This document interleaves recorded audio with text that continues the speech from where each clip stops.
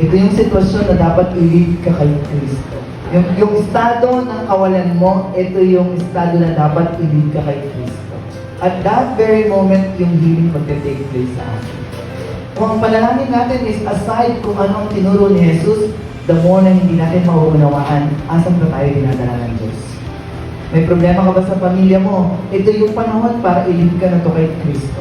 May problema ba sa loob ng simbahan? Ito yung panahon para i-lead ka nito kay Kristo. Katulad ng confession ni Peter, si Jesus ang Kristo, ang anak ng Diyos na buhay. Kaya ikaw, when you are faced with big situation, that must be your first confession. Jesus, you are the Christ, the Son of the living God.